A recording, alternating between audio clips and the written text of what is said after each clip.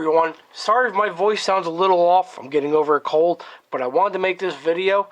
I'm in the process of redesigning the hybrid supercap car battery system from the big giant system that would take up more than this screen right now into this nice little case right there. I still got the 10 amp hour lithium iron phosphate battery, and I have underneath here the two strings that are using the 600 farad supercaps from Amperics. They're rated at 350 amps and I believe 120 farads each string. And I got two strings. Let's see if I can pull up just a little bit. Yep, there you go. You can see a little corner right there. There they are. Yeah, two strings. So this should give me 240 farads at 14.4, 15 volts roughly. I still have my current limiting resistor, which is 1/10 of an ohm. This one's rated at 25 watts. I have that right there. And instead of using the old screen that I was using, the monitoring software or the hardware, that was sucking up way too much power, and then it stopped working correctly, I decided to design my own monitoring hardware. And that's where this comes into today. And instead of using Arduino, I said, screw it, let's go with STM32. So for this project, I am doing the STM32L073. And that's a Nucleo 64 board, aka 64 pins on their chip. This is an ARM Cortex M0 at 32 megahertz, 192 kilobytes of flash, 20 kilobytes of SRAM. Has the Arduino Uno extensions and their own ST's Morpho connections, which breaks out all the pins basically. Has its own debugger built right onto it, and it's Mbed enabled, which actually I'm using Mbed Online as my online IDE to program this. Now, here's the board itself, currently running on its own power right through this little DC to DC buck converter. I'm dropping it down from whatever the voltage is on the supercaps. It's actually running on the supercaps. Down to 5.1 volts, at which point then it goes through the LDO 5 volt and the 3.3 volt converters that are built on to the main whiteboard. See if I can actually bring this right on over here. This is one believe it or not, I actually fried it. Yeah, I fry things too. So I was using it as a little test bed. And of course the programmer is removed. Now where is my tweezers? My tweezers are right here. And just to point out, let's see here. Let's zoom in just a little bit more and see if we can get some focus on it with these boards. And focus. There we go. Now on these boards you have a reset button, you have a user button, and you can tell the programmer I have removed the programmer. It's no longer on here. You have a jumper right here, which if it's over on this side, it's actually using external power instead of the programmer's power. If you move it over to the right side, that means use power from the programmer, this upper section up here. Let's see here. We also have the STM32 chip itself. This jumper, if you remove this jumper right here and put on two leads, you can measure the amount of current that's going just through the microcontroller itself. That's great for if you want to see sleep states and how much power the chip itself is actually pulling. Not all the extra peripherals. It's got its own 32 kilohertz clock crystal right here. Right here is your 5 volt LDO and your 3.3 volt drop down. This unit is actually 3.3 volt. It only supplies 5 volts, so this way you have it for 5 volt peripherals, sort of like the screen I'm using is actually 5 volts, which I'll get to in a second. But this chip is 3.3 volts, and it's not very tolerant of 5 volts. So not much is used this. This is basically just smoothing out the power for the 3.3. Now the screen I'm using is a Sharp Memory LCD, 2.7 inches, 400 by 240 pixels. It's very crisp. It works really good and uses practically no power whatsoever. It took a little bit of tweaking of the code to actually get this to work correctly with Mbed. But you can see right here, I think it's got probably 5 frames per second is what I currently have it set at. I can probably make it go faster if I wanted to, but honestly, I don't need more than 5 frames per second. So yeah, for making the monitoring hardware, there's actually only a few pieces involved in this. One, of course, being the STM32, and here it is with it broken off on my burned up one. Here's the one that's currently running. I took a breakout board that is made for the STM nucleos. Someone else actually designed this. I did a slight modification to it, and the only real modification I did to it was I thickened up all the traces that were on it, and they originally had all ground on this one side right here, and all 5.5 on, or 5 volts on this side. Well, I decided to change it. I made the bottom half 5 volts and the top half 3.3. Other than that, it's basically the same as you find on anywhere on the internet that you find ST Nucleo breakout board, PCB schematics and stuff like that. So it's only a minor modification. You can see on the back, it's just put my little branding on it, big deal. But I got these for like a 5-pack. So that I am building on. I am running 3 TMP36 temperature sensors. As you can see, I have 1 temperature, 2 temperatures, 3 temperatures. Lithium iron phosphate, which is right here. So if I put my hand onto it, 70, 71, 72. Yeah, see, that one's working fine. The second one, the resistor, you can see it's glued right on here to the side. 65, 66, 67, 68.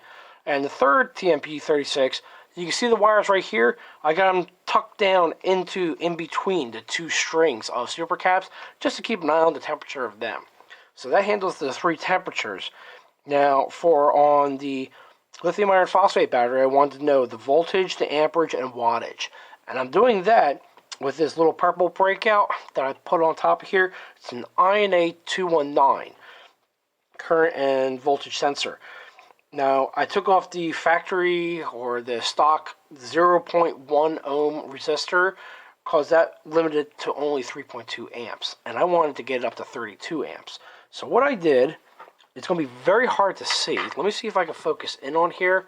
Give me a couple seconds. See if I can slide this on over. Yes, you can. You actually can see it. Let me see if I can. There you go. That's about as good as the focus is going to get. Right underneath here, you can see these 2 red wires running on over to this block. Right behind it, this little silver bar right back in here. Hopefully you can see that. The little silver bar, that is a 0.01 ohm, 5 watt rated, there you go, now you can see it, current sense resistor. And that changes it, so this way, instead of only having a max of 3.2 amps, it's 32 amps of resolution on the INA 219. So that gives me the voltage, the amperage, and the wattage on the screen. Of course, I have the screen itself, and I'm using RJ45 to connect the screen, and also a reset button on here as well. That is going through a cable gland, which then runs up and inside, and all this will eventually be tucked in. That's the last step I got to do on this. And here's all the wires running on over to this section, which is the SPI and screen breakout, plus also the reset button. Now the box itself, you can see right here, this is the positive lug, the regular standard size one for a car. And on the other side, you can barely see it right over here if I don't slide everything over too far. There you go, now you can see it. If I tip it over, there's a negative lug right there. And the whole purpose of this is, one, I wanted a better monitoring hardware system that didn't use as much power and worked a lot better than that cheapo Chinese $30 module with a relay. This will work 10 times better. We're going to measure how much power this uses in a second. And second of all, I wanted to move it into a smaller case because honestly, when I had these super caps on there as well, the ones we custom soldered and did up, these are only rated for 90 amps per string, whereas these were rated for 350 amps a string. So these were kind of overkill and not really needed in the system for my 4-cylinder. So we're going to just stick with it, shrink it down a little bit, and this way, once I close the lid, this will actually fit where the stock battery went. So we're actually going to move the battery from the trunk back up front again, since I'm done the basic testing and the design of how the super caps and the battery will interact with each other. So now we can miniaturize it and make a much better system. So what I'm going to do now is I'm going to go and put a load on it just so you can see the INA 213 or 219 working right now. So let me connect this on up. There's positive. There's negative. See if I get this screen over here. And we'll flip the switch here for a few seconds. Keep an eye on the meter over here. And you'll see power coming out of the LiPo. There we go. 4, 5, 6, 7, 8, 9, 10 amps. And you can see I'm still sitting, whoa, that's got some heat coming off of it. I'm still sitting at over 12 volts. And I held that for what, 5 seconds or so? It's still going to crank my 4-cylinder with no problems whatsoever. So the only thing I'm waiting for right now, because this is basically built, is I got DuPont connectors. These are all individual DuPont connectors. I'm going to pop them out of this and actually get 8x1 or 9x1 or 2x1. The actual wider connectors are all one, and I just put each wire into it. It'll make it for a more solid connection. So that's the only thing I'm waiting on, which I should actually get in the mail from Amazon tomorrow. But in the meantime, let's do some power measurements on this unit itself. So to measure the current, what we're going to do first is I got my oscilloscope set up here, reading from the microcurrent, and we're going to disconnect the DC power from the buck converter, which is like right over here. Here's the 2 wires for it. So we're going to grab the red wire, of course. We're going to do a high side measurement. If I can get through this mess. And you see it blinking right now. And now it's no longer blinking. So we're going to feed that into current here. Let's turn this on the short. And we're going to feed the power back out through here. Let the system boot up. Which, by the way, this boots up a ton faster than an Arduino ever does. And turn that back on. There we go. And let's see here, 0, 0, 0. So, from the 5.1 volt, we are currently pulling, we're at a half a second of division, 10, 20, 30, 40, about 50, probably about 55 milliamps in sleep mode, and like 68 milliamps, roughly, when it's actually taking a new reading.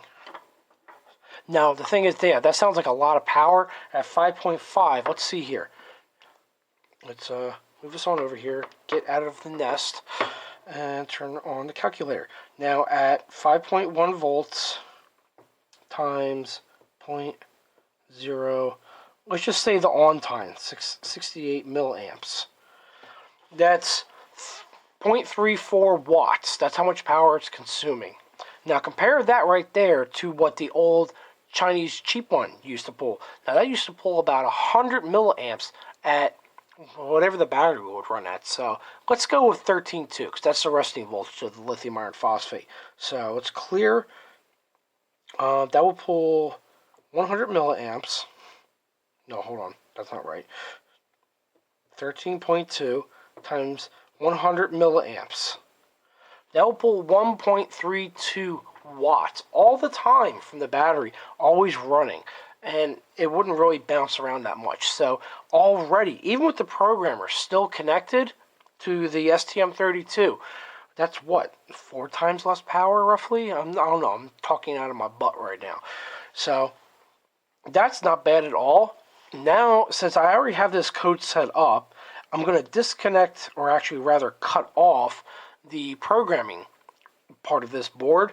Worst comes to worst, if I do need to program it, these 6 pins up here, I can manually reroute them on over and jump on over and still program this chip. So cutting this is not the end of the game.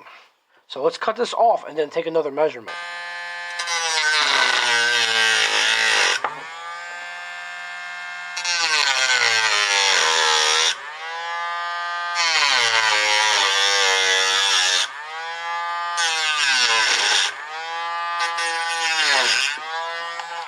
It's separated. Okay, bring this stuff back down here. So, yeah, now I have the programmer separated. It is no longer connected. Put that off to the side. Don't really need that. Actually, here. Don't even need that for the rest of this video. Now we got the board itself. Make sure there's no filings or anything on it. And my jumper is, of course, moved on over. The only other modifications I've done to this board, basically, which you won't have stock, I removed the resistor right here, which is the power on resistor for LD3. And the LD2 one, which normally would blink with Arduino equivalency D13, is solder bridge number 21. I unsoldered it. They had a 0 ohm resistor across it. So that also saves an extra couple milliamps right there, because this board will not light up even when it's powered up. So let's go ahead and put the board back on. Make sure I got it lined up right. 38 pins on each side. Definitely takes a little bit of effort to actually press down. Okay. So now, moment of truth. Let's see what we got. Now's the boot up. Here comes the screen back on. Sometimes the screen doesn't like to restart all the time. So let's reset. There we go. Now it came on. So, as you can tell, that weird blinking back and forth, that power on and off, actually, now that I think about it, what that was, it was this little LED on the programmer constantly blinking on and off, red and off, red and off. That's where we were seeing that extra power jump up and down. Because even though you're giving power to this section, where the heck did I throw my crappy board at? Oh well, I must have already threw it out. The board itself, when you're putting power to it externally, it still has power running through one of these 3 bridges back up to the programmer, and the programmer is using that much power. So, as you can tell, I actually am not using any sleep states. The processor is always on. Now, what am I actually pulling from the 5 volt over from the supercaps? It's 1 millivolt, a milliamp. So, we're running right around 10 or 11. Actually, you're saying Vmax, 12 millivolts at some peaks. But basically, now instead of pulling 50 to 60 milliamps, I am pulling 10 milliamps to run the screen, the processor itself, the INA219, and 3 of the TMP36 sensors. Wow, what a difference. Now, what's the math on that? It's got to be like infinitesimal. So, if I am running 5.1 volts times 0.0, 10 milliamps, would that be 10 milliamps? 100 milliamps? Yeah. 5/100ths of a watt. That's it. That's all it takes to run this. It will run forever now. And ever, and ever, and ever, and ever. God, I need the Energizer Bunny. 10 milliwatts at 5 volts. Nothing. And this will run forever. You can see as I hit the hold reset button down, no power is being pulled. The processor's off. Let go. Restarts again. We're back up to 10 milliamps. And it starts up like this. It's not like an Arduino 8-bit that I've seen them take over 1 second just to do the basic boot. Not to mention then draw all the graphics on the screen and everything when I was doing it with ATmega 328. So yeah, this is so much faster. It's only 32 megahertz. It's not like one of the crazier ARM Cortex M3s or M4s that run at like 80 megahertz or 120 megahertz. No, this is one of the lower end models, and it does this beautifully. You can't beat it for this application. It's what it's made for. So that's what I'm going to wrap up with here. The only thing I'm waiting for, like I said before, is the multiple DuPont connectors that will be put these all together instead of just being single, and to make it a bit of a stronger connection. So after I get that, all of this will get tucked in through the side. Believe it or not, this board just fits in this little corner right here. I'll have to put a little bit of padding to make sure it doesn't touch on this positive terminal right there. And then we're going to close it up, and my next video will be removing the 2-gauge welding wire that I put in the car to put the battery in the trunk. And we're going to put this back in the front. And we're going to test it out again, and it's going to get really freaking cold this weekend, so we're going to do some cold testing as well. So keep tuned. If you're interested in the code and the basic premise of this, I will put a link down in the description for you for my Mbed link. I'm not going to do a schematic and all that other crazy stuff, but I will at least get you started in the right direction. If you have any other questions or comments, go ahead and leave them down below. Thumbs up, please, and I'll see you in the next video.